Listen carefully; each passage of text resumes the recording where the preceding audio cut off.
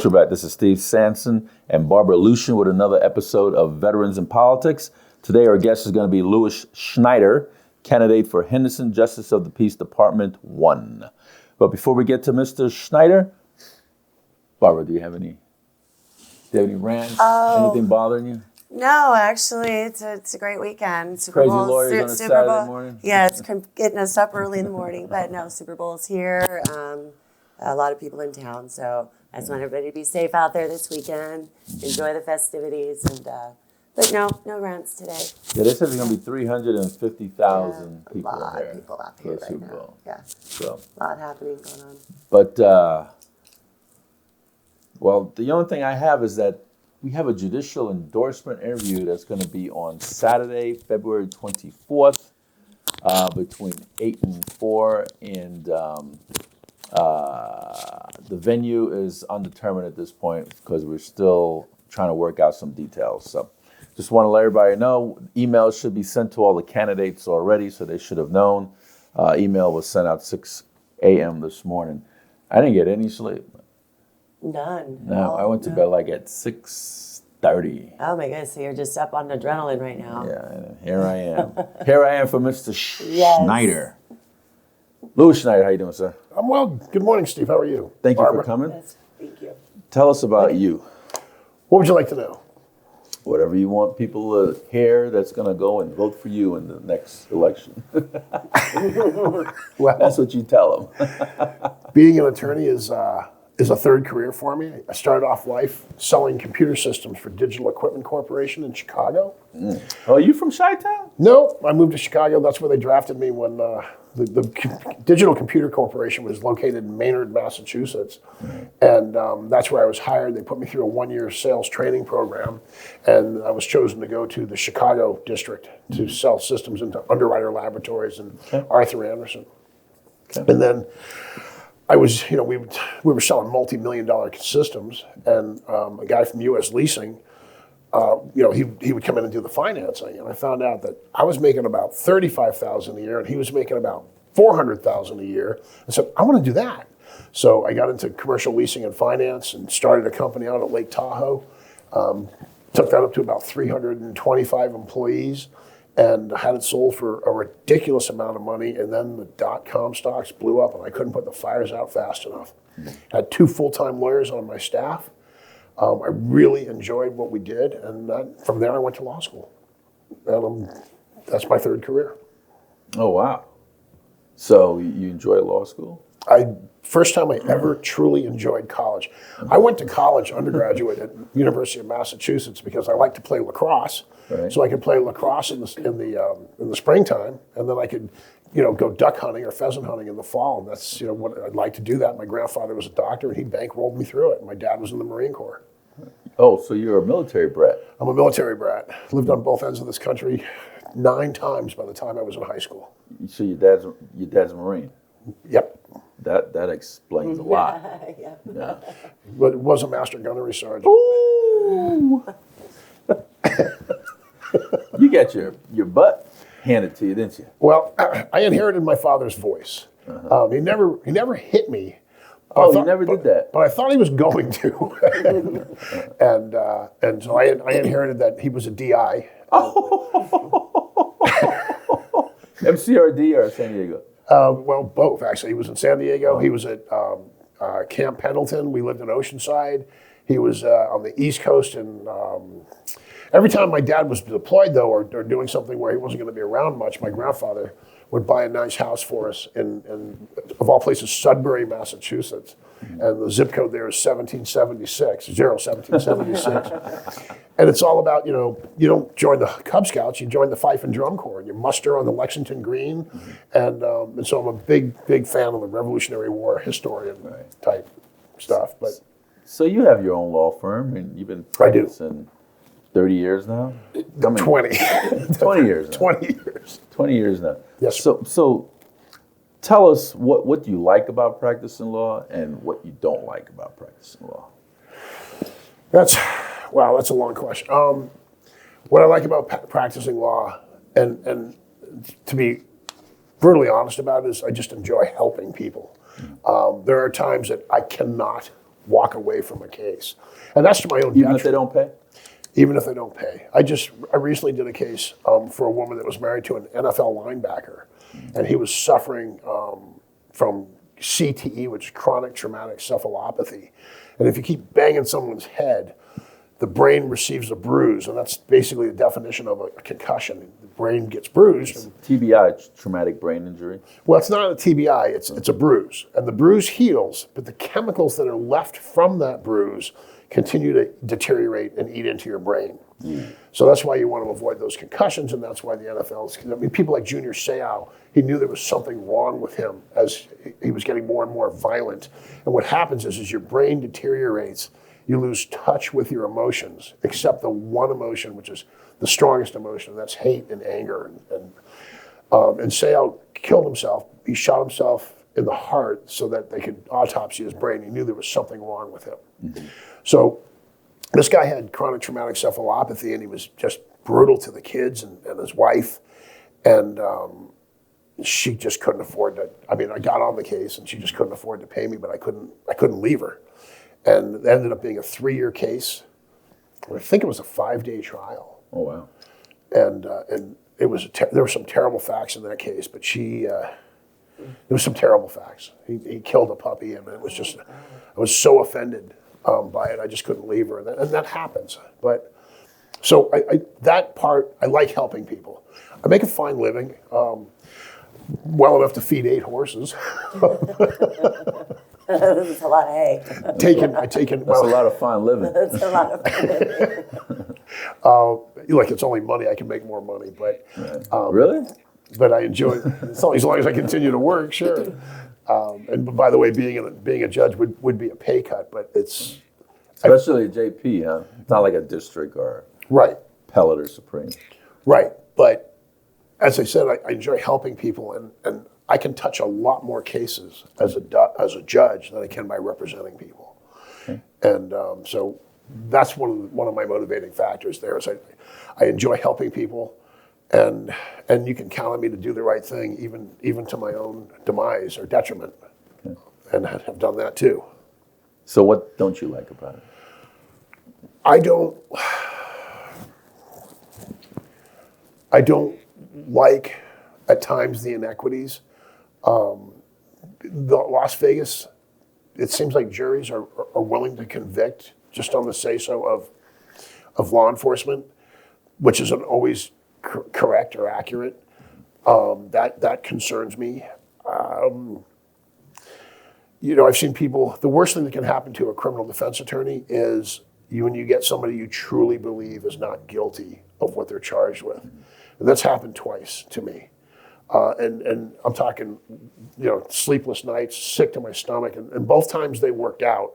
But boy, that is just the worst possible thing. And so that's a little distressing to me. But and this city's growing so fast that the district attorney's office, those deputies are handling twice as many cases as the next closest jurisdiction. So they have to negotiate. And so there, a lot of it's, I mean, I guess that's true anywhere. A lot of it's, it's relationship based, it's trade-off. It's important that the judges and that the prosecutors know that you don't lie, cheat, or steal. And I won't. I won't do that. I won't lie, cheat, or steal. And I don't.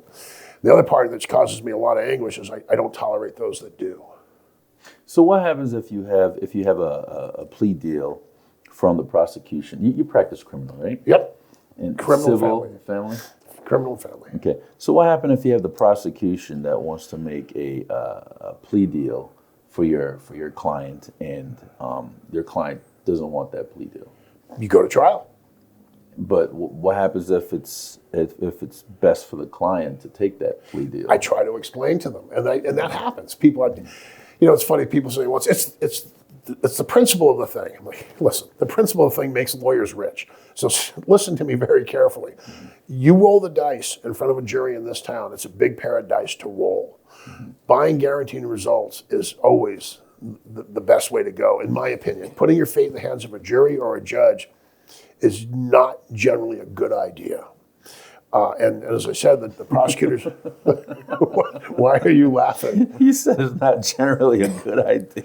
No, it's not. And that's there's a lot of reasons. Especially a judge. Put your faith in the judge's hands. The fate, yeah.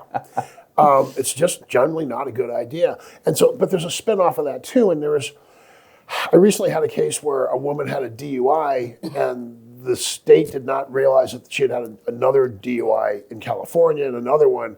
And they were willing to give me a state adjudication and take the classes and dismiss. And I said, listen, I know this person. She has a severe drinking problem to the point where she's going to kill herself or somebody else. And You tell that to the prosecution? Off the record, I did. After they wanted to give her a sweetheart deal, it sounds like? I did. I said, we need to put her into a rehab program. And North Las Vegas has a great rehab program. Isn't that a conflict, though? I mean, No, shouldn't you be on your client's side and try to get the best pretty deal that you could possibly get? No, we're also supposed to help people. So she got the same deal, but now she's going into a program. It's a program where she has access to counseling. So it's not a Band-Aid. No, it's not a Band-Aid. And putting her back out on the street would be a detriment. would endanger public, and maybe she'd end up dying if she doesn't stop drinking. So, Kill someone else. right, and so and I don't want that. I don't want that. It's the moments, and for the most part, Steve, I do what I always do. What's in my client's best interest, but the state bar allows me to substitute my judgment for my client's judgment if I believe that they're impaired in some way. And there's a lot of mental health issues out there. I recently had a case where I had a young man that was wrongfully convicted and sent to prison. And he maintained his innocence the entire time. The FBI got him out. The FBI figured out that he was not guilty. And that's a long story, but they got him out. They went to Steve Wolfson. And they said, Who's the DA of Clark County? Steve Wolfson, the DA of Clark County, the FBI, and the Metro detective went and sat down with Mr. Wolfson and said, you got the wrong guy in prison. And to Steve's credit, he called one of his best prosecutors, Mark DiGiacomo, in and said, I want you to go upstairs right now and overturn this conviction. That young man woke up that morning in prison. He wasn't going to be eligible for parole for another 5 years. He was in bed that night at his home. Very cool. So I fought that case, trying to get him repaid for the time he spent in prison, but there was no law in Nevada to compensate people. So I had to prove that Metro, that did the investigation, did it intentionally. And I said, well, it was negligent. That's not good enough. It was grossly negligent. That's not good enough. I got shot down at the federal district court level, took it to the Ninth Circuit Court of Appeals. They overturned the district court level and said if he can show that it was intentional, they have to pay. But I couldn't show it was intentional. And 4 years later, I happened to be reading an article in the morning about wrongful convictions in Ohio. And in the body of the article, it mentioned that Nevada had passed a law to repay people that were wrongfully incarcerated. Mm-hmm. I didn't know that. I was going to bring that up. But I didn't know it. It happened during COVID, and it wasn't publicized. I think it was Supreme Court Justice Herndon's daughter that helped push that bill, if I'm not mistaken. Let me tell you what happened. I said, you got to be kidding me. I looked up the law, and then I tried to remember his name. I couldn't remember his name. And I was like, and I thought, last name was Thompson. And I went to my phone, and I saw, there, Lucrease Thompson, and I hit send. And he answered his phone. There was an open window for people to apply for 2 years. We were 90 days away from 90 days away from the statute of limitations to apply. And I said, get to my office. He came to my office. We did the case. I worked with the Attorney General's office, some of the best attorneys I've ever known in my life, 2 women at the Attorney General's office. Was able to get that young man $350,000 in cash, tax-free, 5 years of college, and 5 years of medical insurance for he and his family. How long was he in for? He was in for just over 5 years. It was 5 years and a couple of months. And those are the days that I live for. Those are the days that make it worthwhile. I mean, look, let's face it. Something like 90 plus, They say 7% of the people in prison are not guilty of the thing, or are in prison for things that they didn't do. So that means about 93% of all of my clients are guilty, probably a lot more. And so I'm helping people, and I'm defending the system. I'm looking for problems. I'm looking, well, the police searched this car and they needed a search warrant. They didn't get a search warrant. So I'm defending that system. And I think that's important because it's an adversarial system and somebody has to take that other side. And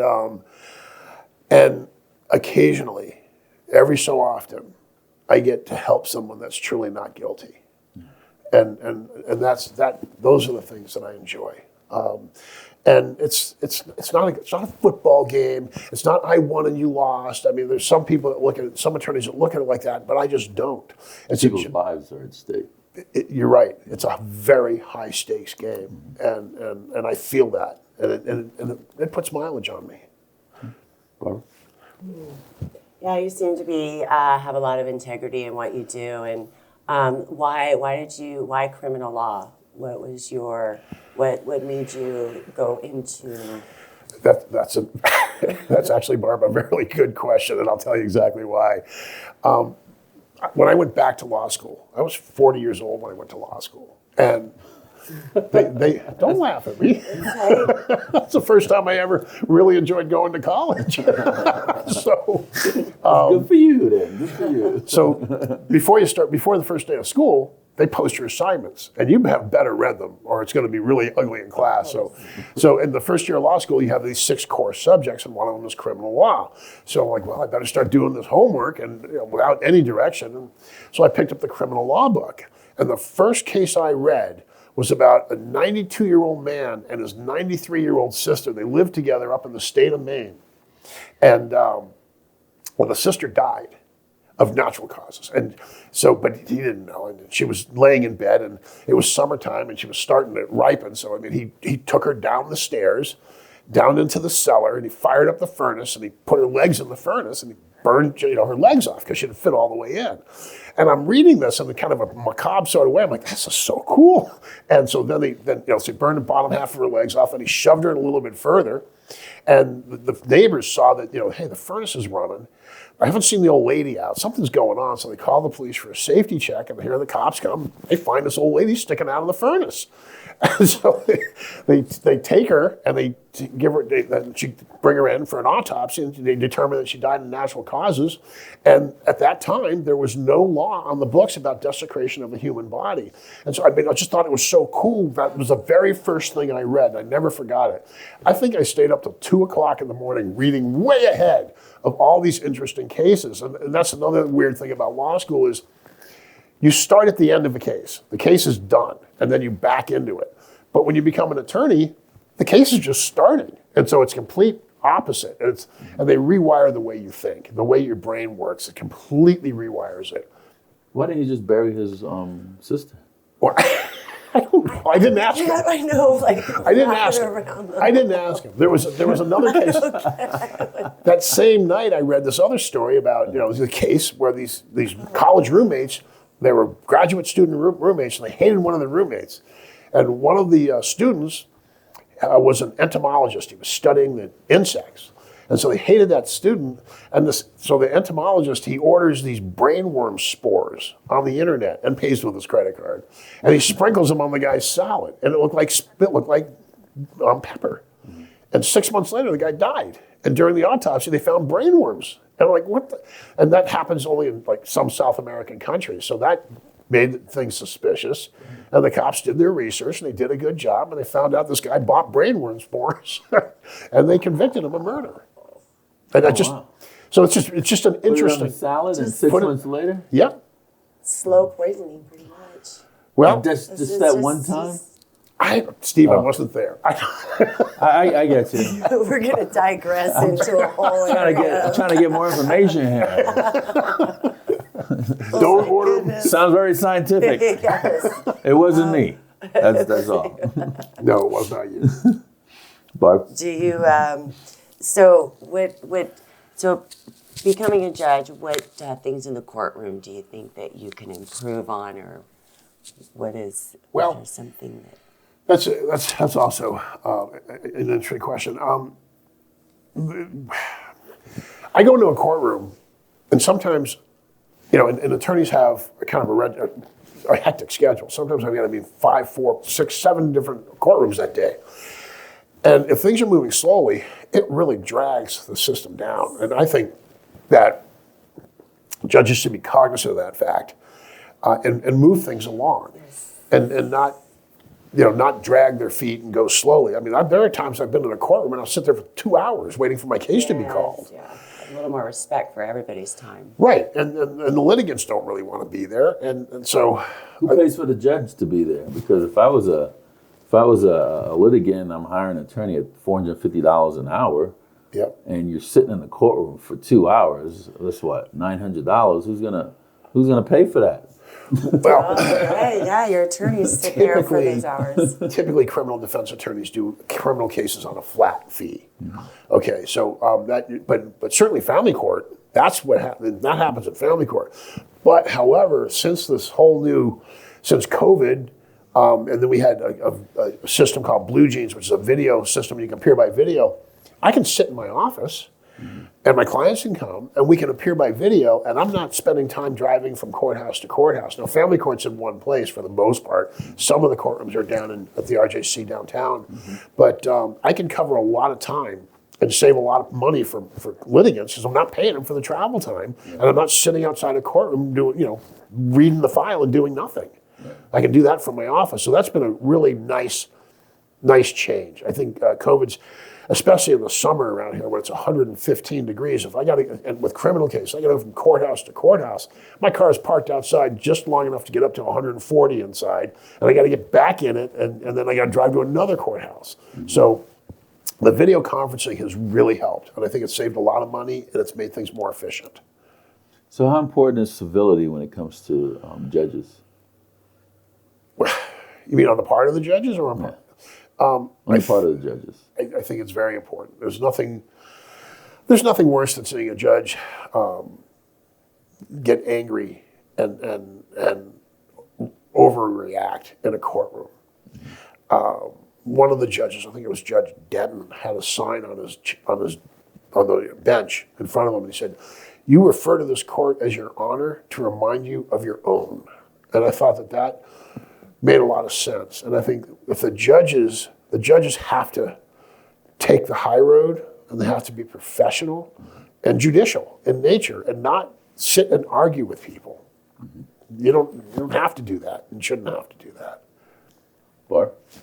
So, and also with the civil courts and the criminal courts, what do you think about how they want to separate them? A judge can go from one case and be all agitated from that, and then it reflects on a case following. Are they?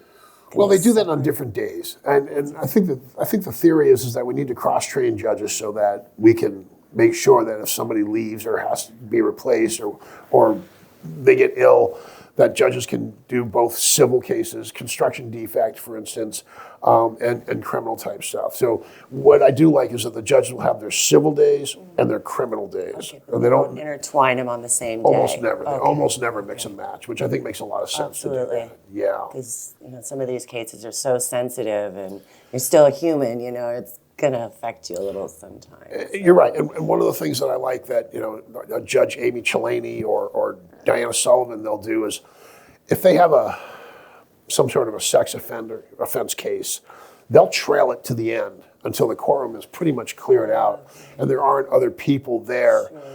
They're not interested in embarrassing anybody. They're interested in doing justice and moving things along, and they don't presuppose. I mean, there's some really, really good judges. I mean, I'm thinking Noreen DeMonte, and there's some really, really good criminal judges that are very sensitive and just sharp people, and I'm happy to be in front of them. Good, yeah. Family law. Still got more? Oh, go ahead for a second. Yeah. So, why do you want to be a justice of the peace? What made you want to run for this seat? Well, certainly not for the money. I think what I said earlier is that I'll tell you this. You can count on me to do the right thing. And that's, to me, that's a very important. As I mentioned, my father was a Marine Corps gunnery sergeant, a master gunny, but he used to tell me, look, it's not hard to know what the right thing to do is. The hard part is doing it. And if you do it quickly, you don't have an opportunity to second guess yourself and rationalize and not do the right thing. And I took that to heart, and it's cost me personally. My very first law partner was stealing money from clients.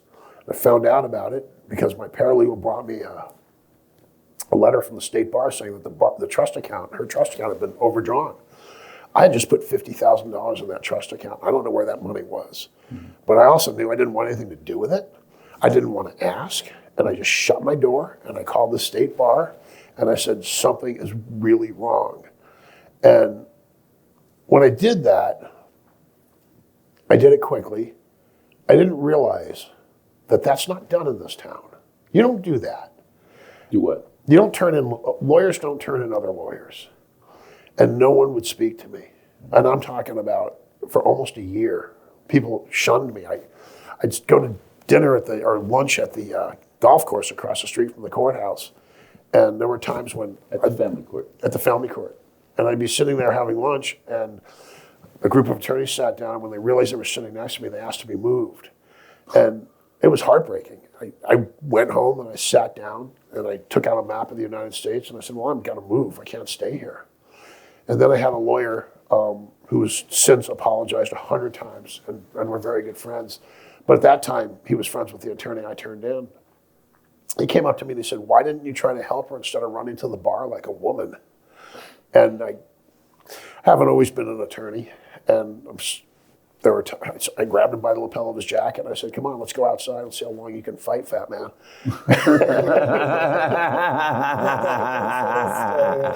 And he said, he looked at me and he said, you're crazy. And you know when he said that, I said, you know what? You're right, I'm militant. And that made me militant. And so I don't look for trouble, but I'm not going to look away. And if it involves hurting a child, there's not even, I will run to the authorities. And I did that, and that also cost me. And I had a client that she was a high-end, very beautiful woman, 28 years old, high-end escort, I guess, for lack of a better term. And her little sister came to live with her from the Indian reservation in Oklahoma. And she saw how Big Sister was, I guess, making a living, and she thought that's what she was going to do. And some guy grabbed her and said, started pimping her out. And her sister came to me and said, someone's got my sister, please help me. And I said, well, how do you know? And she said, well, because she's sending text messages out on her iPad, and on her iPhone, it's coming across on her iPad. They were linked. And she said, I called the police, and they said, well, she's a runaway. Don't worry about it. Call us when she comes back. And so I made some calls to the police, and they went and knocked on some doors, and they hit the right door. And the guy that had her hidden in the back. He sent her out to her friend's house so we wouldn't get in trouble. And the friend's mother knew we were looking for her, so we got her, and she'd been gone for about 9 days now. And I sat down and said, so where have you been? And she was telling me, well, on this day he did this. He took me here. And on the third day, he took me to a firehouse. And I said, what? He took me to a fire station. I said, where? And she couldn't remember. And I said, well, tell me, what did it look like? And she was able to describe in great detail how he took her past the fire. This captain took her past the fire engines, and she could hear people to the right, but he took her down a hallway to the left. And what color is the hallway? Gray. So he asked these details so you can, people can't lie that quickly. And she told me all about it. And he took her into the back, and when he was done with her, he brought her back out, and the pimp came and picked her up and drove her away. And I said, so you didn't know where you, I said, can you draw a picture of this guy? Because she had pretty bad learning disabilities, couldn't write. So she drew a picture of him. And she was 15 years old. And so without hesitation, I picked up the phone and I called over to the guys at the FBI that I know pretty well. And they were in my office in 15 minutes. And they turned it over to, there's a joint state and federal task force called the ICAC team, the Internet Crimes Against Children team. And they took over the investigation. They arrested this guy. And the pimp ended up getting 9 years in prison, and the captain, 4 48 years old, making Captain of what? captain of the fire station, Clark County? Las Vegas City. They arrested him, and he lost his career. He was making $220,000 a year, and I believe he lost his pension, and he's a registered sex offender. And I got a ration from other attorneys about why am I helping the prosecution. And one woman said, "What's your problem?" And I said, "What's my problem? I'm a father, and I'm a mandatory reporter." So that was another rough time. And recently, I got a call from the fire department, the firefighters union. They said they're interviewing all the politicians. I said, "Well, I'm not a politician." And this great guy, Luke McCarthy, said, "Well, you are now." I said, "Well, maybe you're right." And I said, "Listen, I got to be upfront with you about something. I turned this guy in, and I got a long pause on the phone." And he said, "So you're the guy?" And I said, "Look, if it's going to be a problem," You're the guy. I said, "If it's going to be a problem, I'm I'm not going to be waiting for you. Yeah, Yeah. it's what I thought. And that couldn't have been further from the truth. Those guys were just amazing. They had me over to the fire union hall, and they all stood up and shook my hand. So it's all about doing the right thing. It's partly about doing the right thing. It's partly about doing the right thing. You know, it's funny. When I turned in my law partner, the story ended up on the front page of the National Bar Association magazine. And that was interesting. I got phone calls from professors at colleges, law schools around the country asking if I'd be interested in coming out and addressing the ethics class. And then there was a space for comments after the story online. And one of the most telling comments, and it really hit home with me, said, "What is the big deal? He did what he was supposed to do." And that's correct. That really is correct. I did what I was supposed to do. But I don't get the people that think that it's a football game and you don't help the prosecution. We live in this society. We live in this town. I don't want to put people back out on the road that are drunk driving. I don't want fire captains doing this. Or anybody for that matter. Or anybody. But when you look at a firehouse, that's a place of refuge. That's a safe place. And that's what this guy's doing to a child.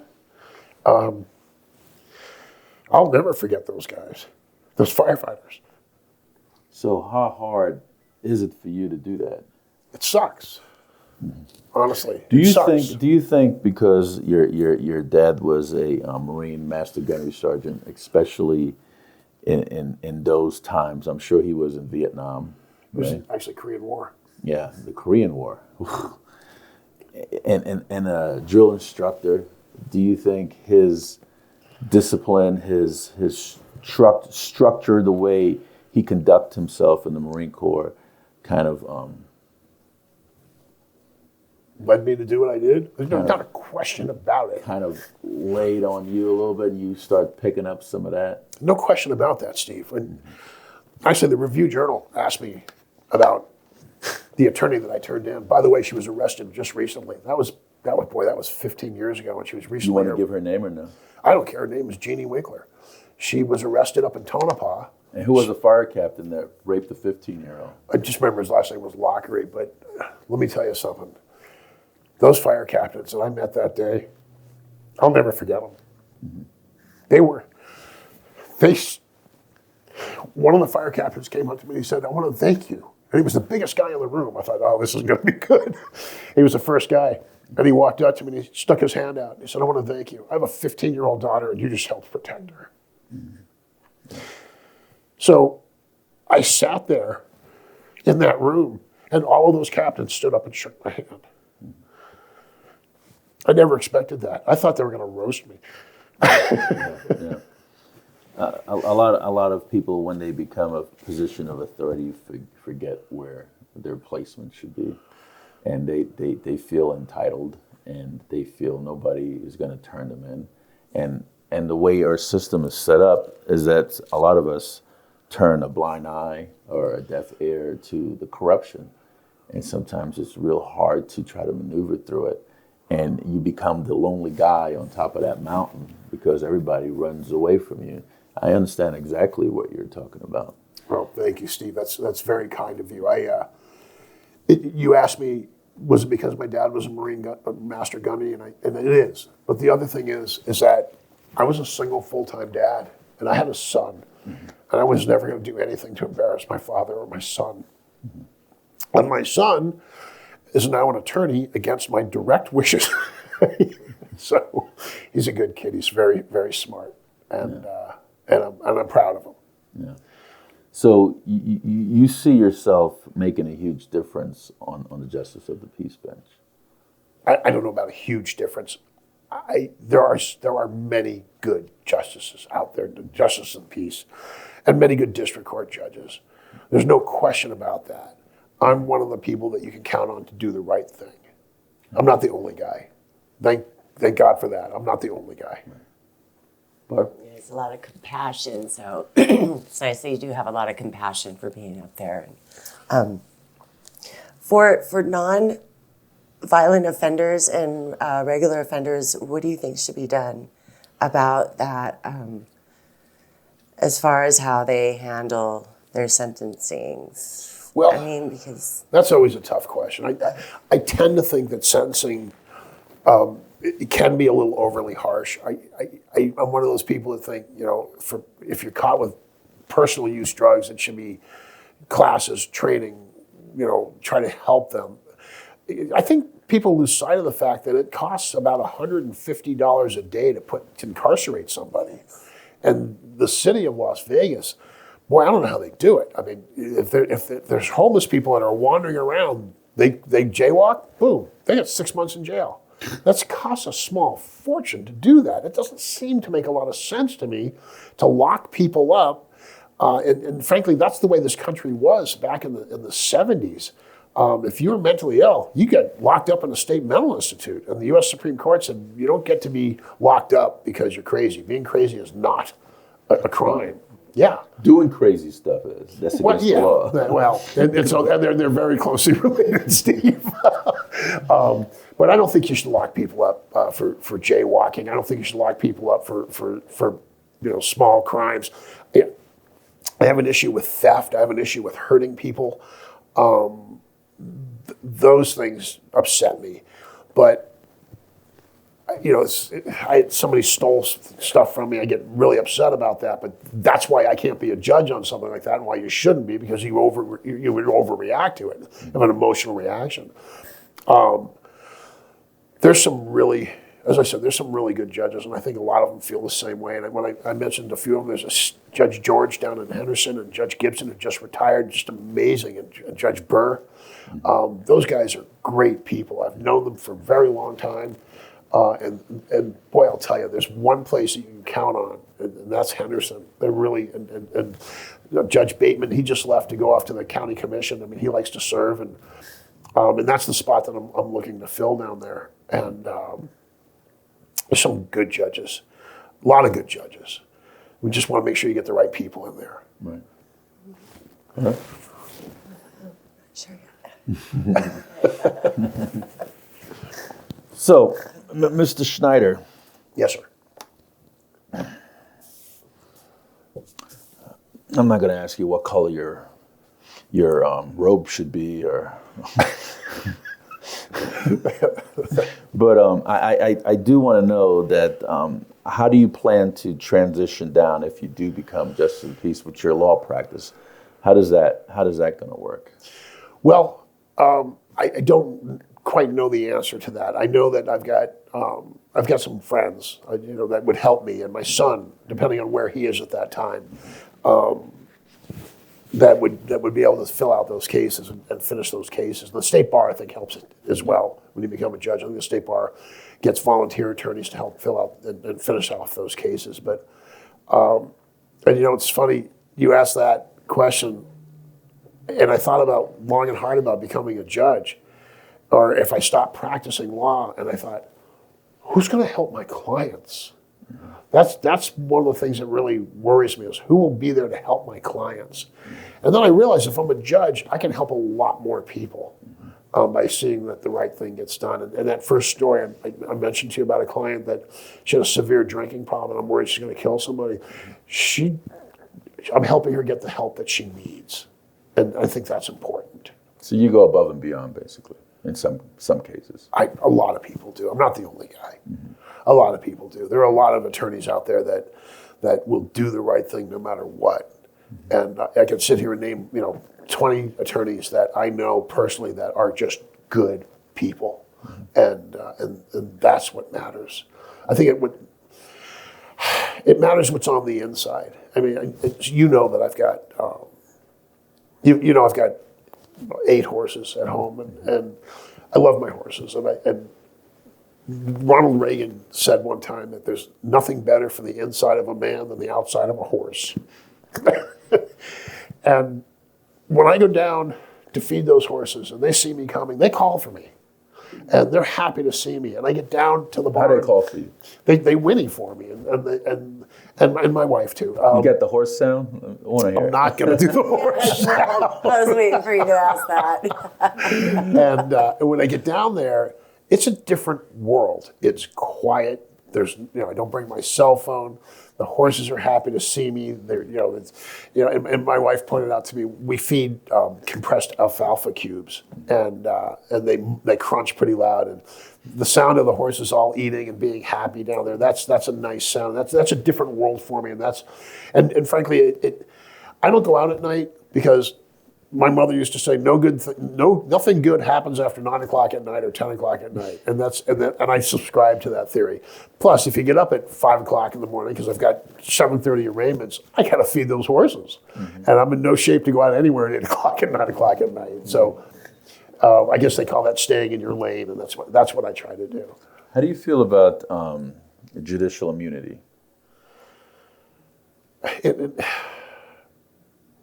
In what context? In any context, because judges have judicial immunity. Sure. And they're not liable for actions they do while on the bench, correct? And what happens if they do the wrong thing?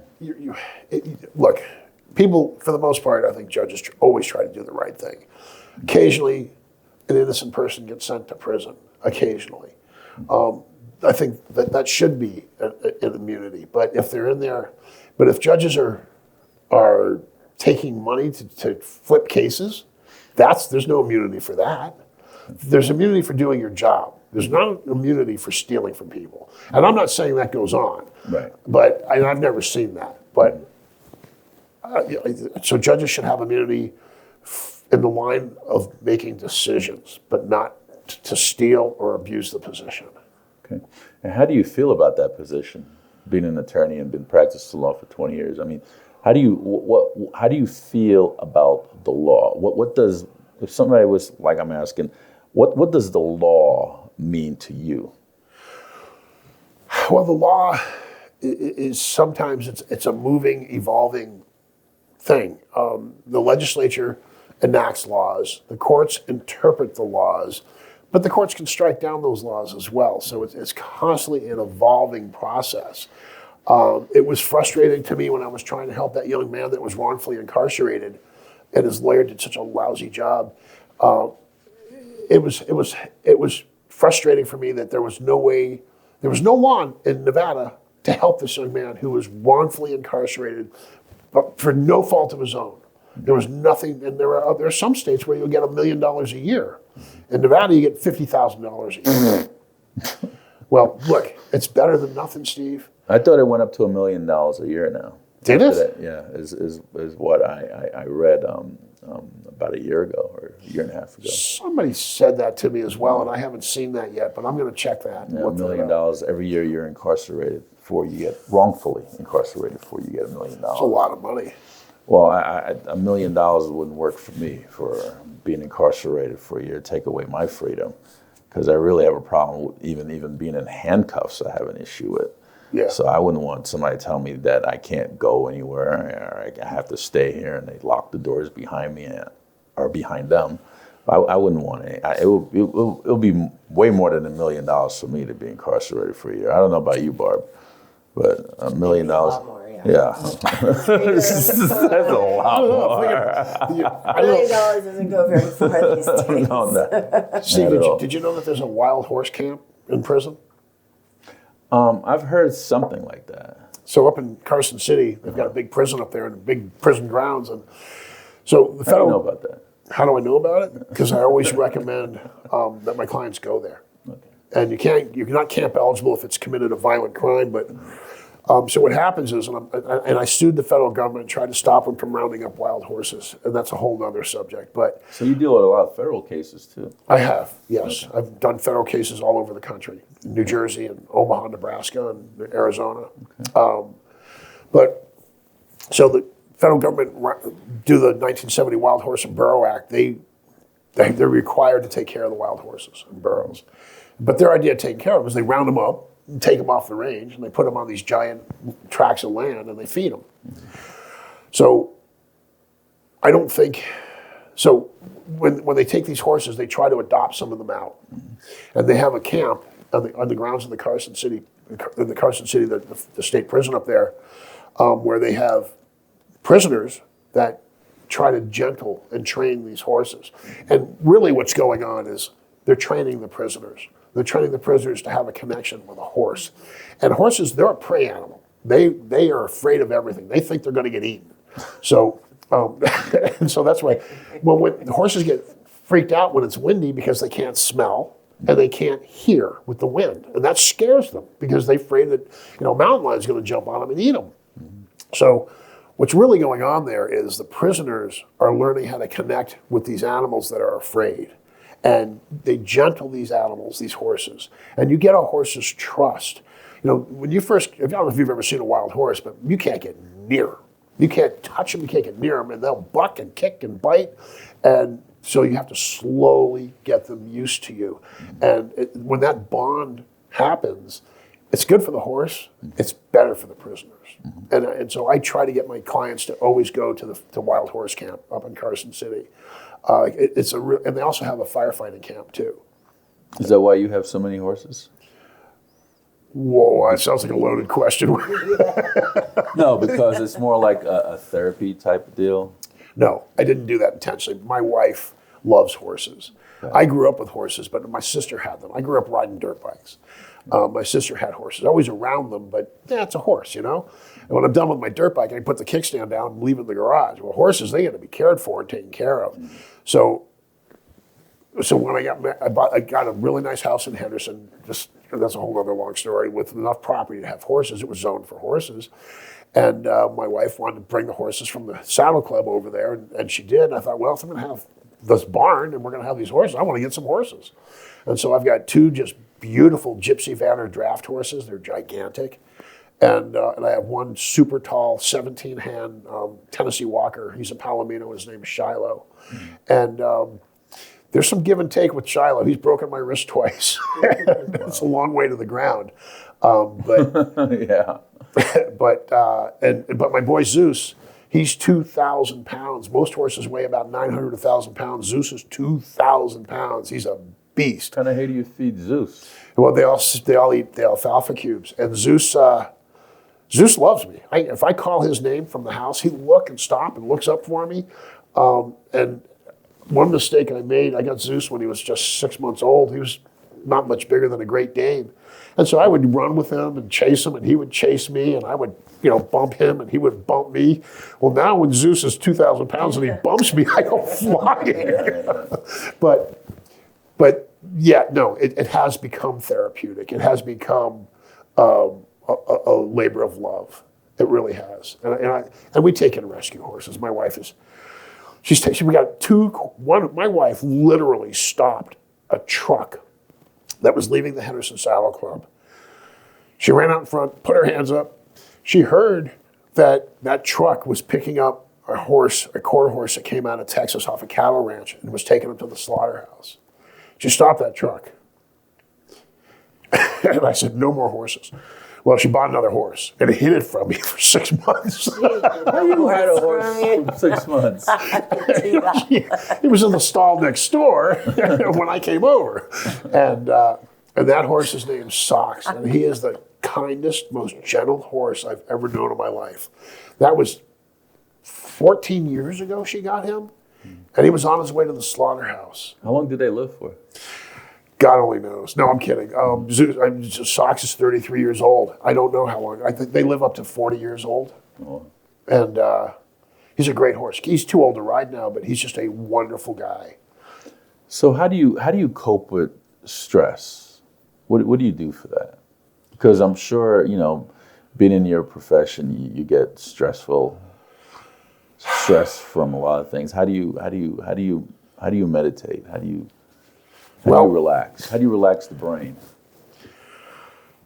I had an all-day trial a couple of weeks ago in front of another great judge, Heidi Almasi, and I was exhausted. Oh, and this one was in front of Regina McConnell, and she's a great judge, new, but just... Yeah, she just ran unopposed. Did she? Yeah. Regina's doing a great job. Very, very kind. Maybe that's why she ran unopposed. Yeah. She's very kind, very calm, and I did an all-day trial, and it was a long, long day. And I got home and I was just exhausted. I just wanted to stare at the wall. And woke up the next day and I was still drained. And it takes a lot out of you. But no matter how drained I am, no matter how, when I got COVID real bad, horses still have to eat. And I was afraid I was going to kill my horses and give them COVID, because at that time, it was in July of 20, nobody knew what was going to happen. But that kind of brings you back and focuses you back and gets you back to center line. I mean, I can see where, there's a group of attorneys called Attorneys for Attorneys, and they help out with attorneys that end up with drug and alcohol addiction, and it's a fairly high rate because the stress is tough. The stress can be very tough. So to answer your question, I've got animals that need me. I've got my son. I actually have a daughter too that she's in college, but she's kind of out of sight, out of mind. She's up in Washington State. And How old is she? She just turned 21. Huh? Congrats. Well, thank you. It's I went up to visit her for Parents Weekend. Nobody told me that Washington State, in Pullman, Washington, is on the side of giant hills, and there's no parking and no buses. And it was walking up and down these gigantic hills. It was killing me. But she's doing well there. She loves it up there. So you have a daughter and a son? Yeah. Okay. So, so you're saying that just being around the horses help you to relax and meditate, and Well, I don't know. What ends up happening is the horses have to be fed. So you got to get up, no matter how sad, upset, tired, whatever, sick you are. You got to go feed those horses, and then, so that's the motivating factor, the driving factor. And then when you spend time with them, that's when. And it took me a while to figure out that, brush them and talk. Yeah, I'm not helping these horses; they're helping me. That's really what's going on there.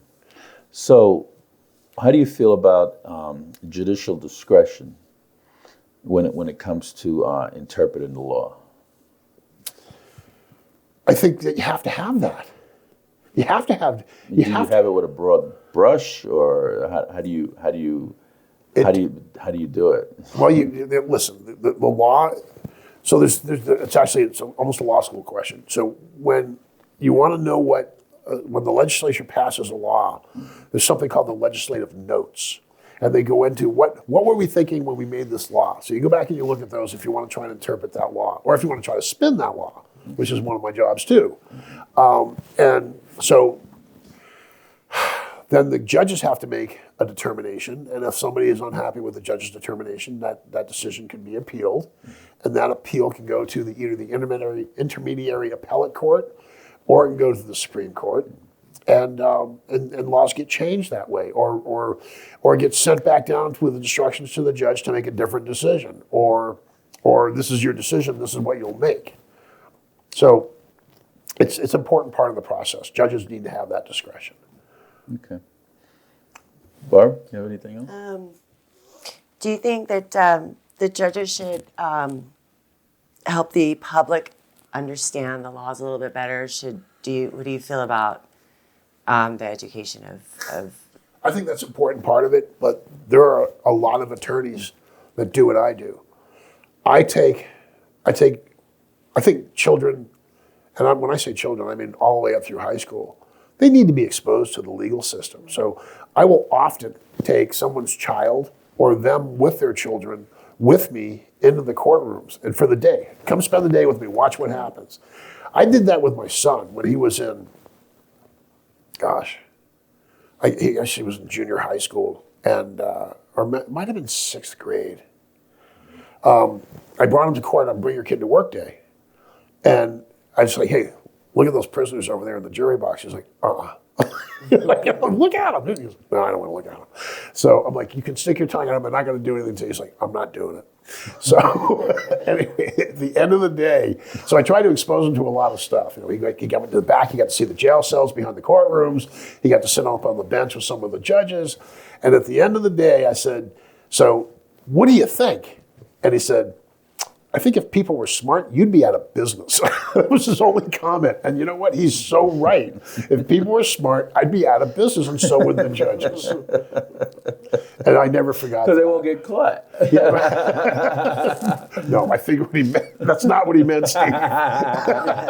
Maybe I should take you to court with me for a day. I've been in enough court. Tough love, for sure. That's funny. And my daughter has no interest at all about the legal system. She's an American literature major, and I don't know what you do with that, but that's what she's doing. Yeah, I want to make sure Barbara's done with all her questions. I pretty much am, I think. Yeah. Thank you, Barbara. Yeah. It's like I'm so relieved. No, it's okay. what would you want if you had to sum up how you want people to portray you? Yeah. What would that look like? How people would portray me or perceive me. Either one. I would like people to know that I will do the right thing no matter what, whether it's popular or whether other people like it or not. I will do the right thing. And I've paid a pretty heavy price. There's many cases I haven't even told you about where people have hurt, especially children. And listen, as I said, I'm a mandatory reporter. I'm a guy that if I see somebody hurting a child, even one time I was in a Denny's, and I saw a guy hit his little girl so hard, backhand her across the face and knocked her to the ground. I got up, called 911, police arrived. The guy was at a bus stop, and he had just picked his kids up from CPS. And the cop said, can you come out and identify him? And I walked out and I stuck my finger in his face. And I said, I saw this guy hit that girl so hard he knocked her off her feet. And they arrested him and took him away. And so that's what I will do. That's what you can count on me to do. And I mean, look, fortunately enough for me, I'm not quite as big as you, but I'm a big guy. I'm 6'2" and 2 lot. 2 lots. 2 a lot. He needs to go eat hay with the horses. Put away that T-bone. That's why I have great big draft horses, because if I don't, I literally am riding a dog. So anyway, that's what I will do. I will do the right thing. And that's why I stay in at night, because when I first became an attorney, a lot of defense attorneys, they go out, they have fun, they party, they drink, they drive, and I thought, I get caught. We get caught doing any of this thing. There's not a courtroom in the state that wouldn't, well, in the southern half of the state that wouldn't know my name. And I don't want to be in that position. I don't want a DUI. I don't want to be out doing that. There was an attorney who's not an attorney any longer when flat screen TVs first came out. I think they were like $5,000, $6,000, $7,000, $8,000. He said, I got some flat screen TVs for you, $500 a piece. I said, what are you talking? Where do you get those? And I said, no, seriously, where'd you get those? He said, well, they're stolen from a bar. Don't ask. I'm like, I don't want a stolen TV in my house. And that guy is no longer an attorney, by the way. God, I hope not. No. But that's some of that goes on. So your slogan should be, vote for Schneider, he'll do the right thing. I think that's right. I think that's correct, Steve. Steve, I can tell you a lot of stories, and just recently I found out that there was a North Las Vegas marshal in the Justice Court. He was selling a 16-year-old boy he was having sex with on the internet, and I stumbled across it because his uncle was a state trooper that had adopted 10 children. And he was a saint. And I had done 5 of those adoptions. And this kid came to my office to start working on computers. And so I was taking him around the court with me so he could see the court system. The next thing I know, he's wearing like real marshal gear. Like, where are you getting all this gear from? And so I got a friend who's a marshal. And then my secretary came into the office late at night at 7:30 to get something and said, something is going on. I walk into the office and there's a marshal in uniform sitting on the couch and the kid is sitting right next to him. So I called his father, and his father's like, I don't know what's happening, man. He goes, I saw him sneak out of the house the other morning at like 4:30 in the morning, get in a truck with an old guy. So I didn't know what it was. So I went to Brett Sagaski, How old is this child? He was 16. And I went to Brett Sagaski, who's in charge of internal affairs in the courthouse. I said, Brett, there's something weird going on. Is that Barbara Sagaski's son? It is. He's a stand-up guy, and he's just straight-laced. And Brett calls me up 48 hours later. He's like, Lewis, you've stumbled across a criminal case. And I said, what? And I said, what's going on? He goes, I can't tell you. I'm like, it's my case. What do you mean you can't tell me? He said, I can't tell you. He said, you'll be contacted by another police officer. I get a call from a Detective Wright from the ICAC team. He's like, do you remember me? I said, I think I know your name. He said, I worked on the fire captain case with you. And he said, I saw your name in a report. He's like, what is this guy do now?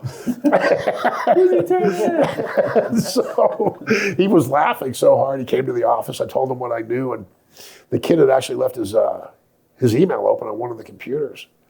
And I said, look, I'm not asking you, I know you're not asking me to do this, but I'm going to go look. Because if he asked me to do it, then I become an agent. I need a search warrant. So I went and looked, and I couldn't believe the stuff I found on there. I said, you need to go get a warrant. And he did. They arrested the guy. Wow. Guy had 4 daughters.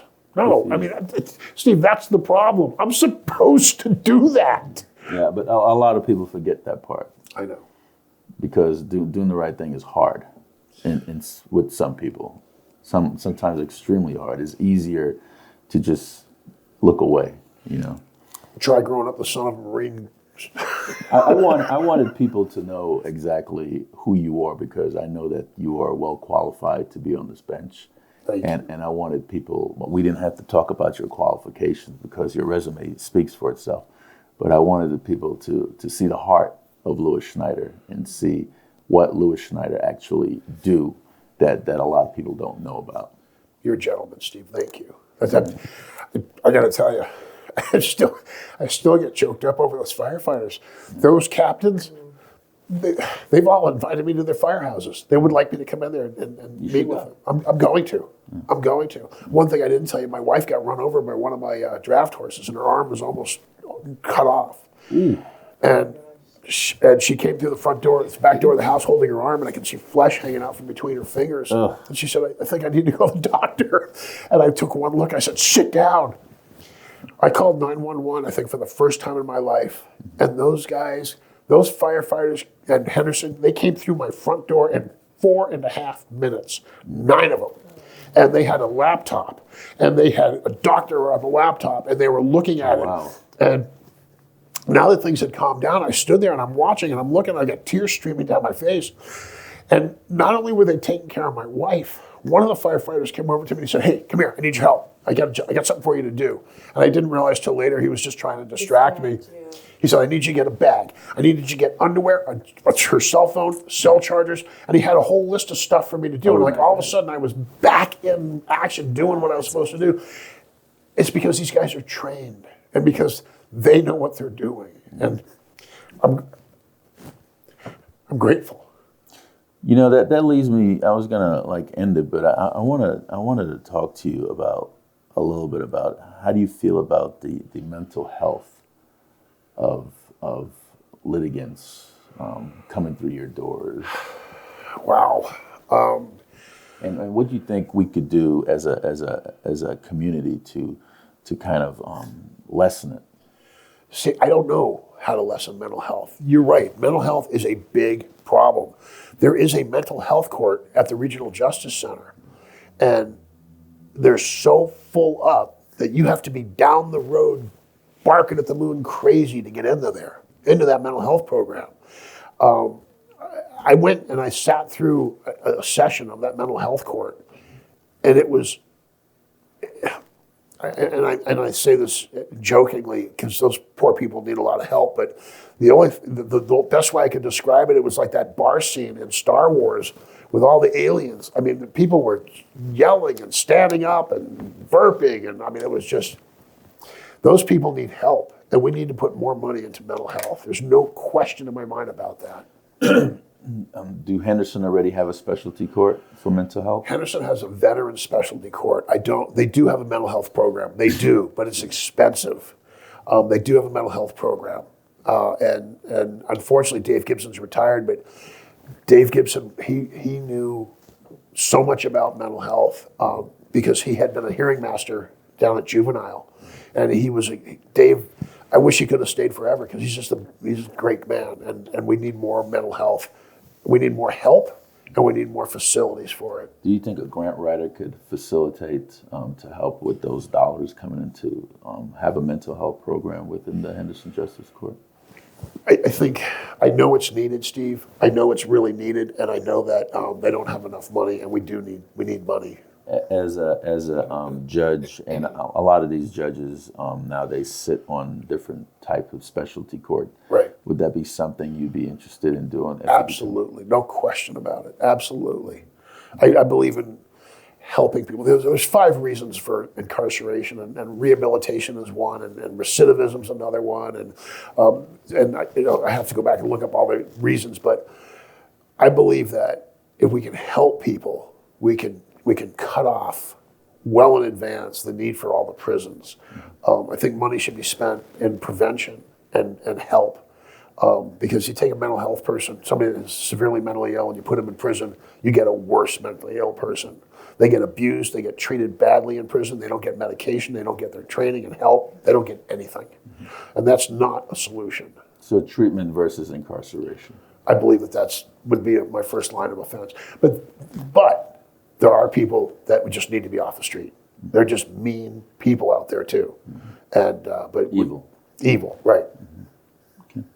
Barbie, have anything else from Mr. Louis Schneider? I just thank you. Thank you for coming on. Thank you. You've really, Thank you. yeah, it's been nice getting to know you a little bit and have the compassion in the courtroom is what we need right now. So. You're very kind. Thank you so much. Mr. Schneider, is there anything that we didn't cover that you'd want to cover? I could sit here for days, Steve. I'm happy to come back anytime you'll have me. Mark is going to zoom in on you, and Okay. you could try to get people to come on your camp and vote for you and volunteer for you and help you with your campaign or whatever you want to talk about, and point of contact. Hi, my name's Louis Schneider. I'm running for Justice Court 1 in Henderson. You can count on me to do the right thing, and you can always reach out and contact me. My email, my direct email is lcslaw@yahoo.com, and I've got a campaign email right here. It's a brand new one. It is Schneider. It's Schneider for Judge at Spell Schneider. SCHNEIDER, the number 4, and Judge, JUDGE. And I'd appreciate your support, and thank you. Thank you for your time. Well, Louis Schneider, thank you so much for coming on the program. This has been an enlightening program. Thank you, Steve. And we wish you the best in success in becoming a Justice of the Peace for Henderson. Thank you, Steve. You're a good man. Barb, thank you so much. Thank you for having me, Steve. You're quite welcome. Folks, that's Louis Schneider. He's a candidate for Henderson Justice of the Peace Department 1. Educate yourself on these judicial candidates that are running for these seats and get to know them as a person. And then when you go to the voting booth, then you could really make a decision on who you're going to vote for and really help our community by putting great people behind these benches. This is Steve Sanson and Barbara Lucian with Veterans in Politics. Until next time.